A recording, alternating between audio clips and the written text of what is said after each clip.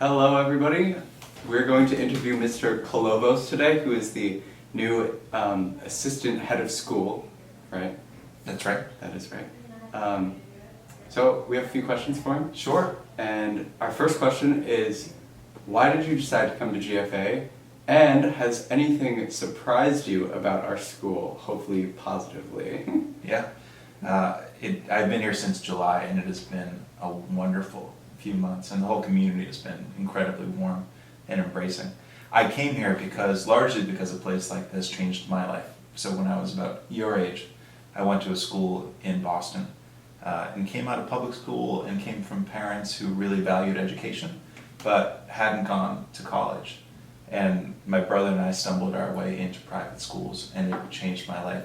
It was a place a lot like this, where it was cool to be smart, where you expected not only to study, but be involved in athletics and be involved in the arts, where character was paramount, and where teachers and students really knew each other well, and there was a community of care. And so I'd heard those things about Green's Farms and was attracted to it. And the more I learned about the school and the more I learned about the job, the more sure I was that I wanted to come. And I feel lucky to have landed here. But yeah, a few things have surprised me. I think the thing that surprised me most is the amount of initiative that students take for the way this place works. So when you look at the range of clubs, I was astounded the first day in the Bedford gym when all of the leaders of the clubs lined up to make announcements, and it snaked halfway around the gym, and that's not typical.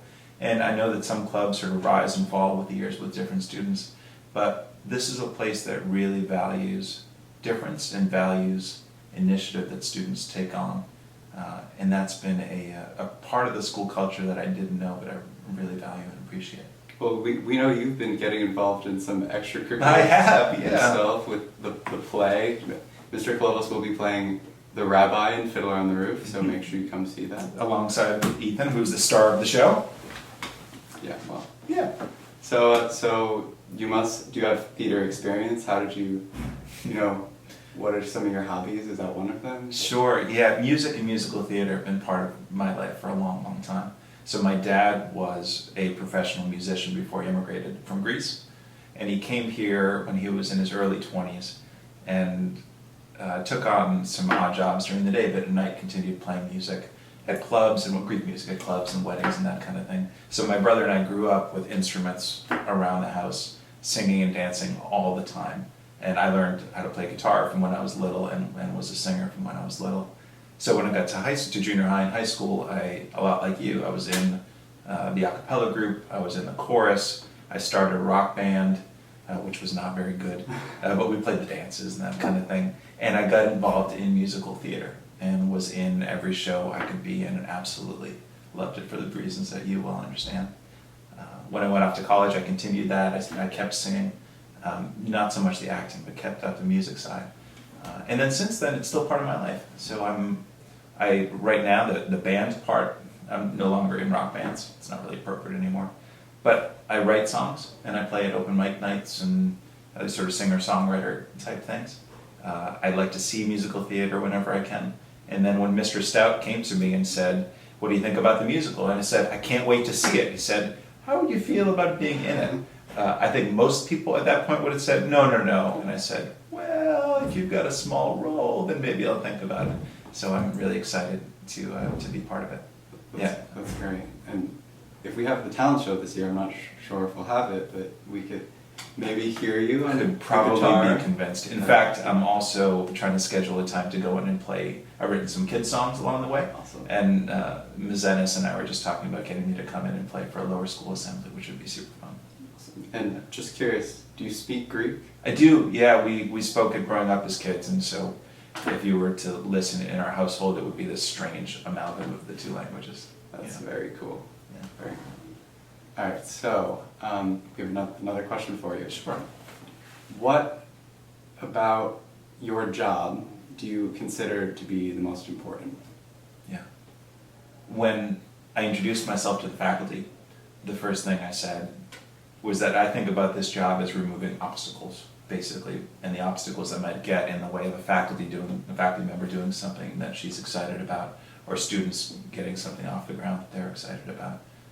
When you look back at this place 20 years from now, you're probably not going to remember anything I do administratively, right? You're not going to say, hey, Mr. Kolovos did a great job with the calendar, right? Or, man, was our commencement really well organized, right? That's probably not what you're going to remember is a relationship with a particular teacher, or two, or three, a particular class, a particular team, Mr. Stout in the musical, and the relationship that you guys built.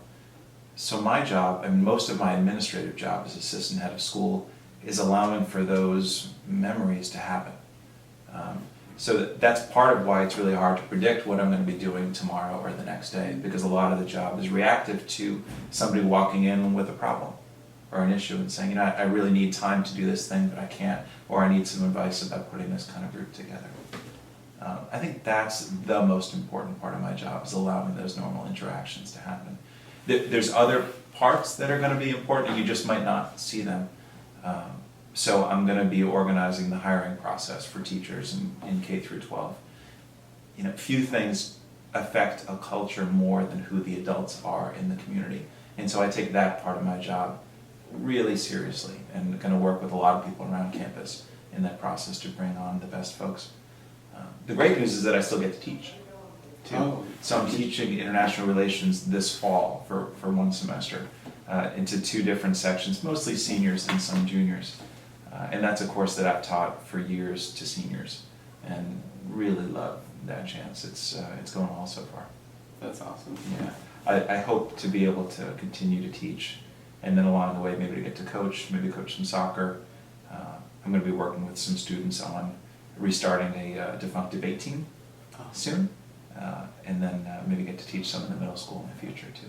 Great. Yeah. Thank you very much for your time. Sure. Yeah, it was a pleasure. Thanks.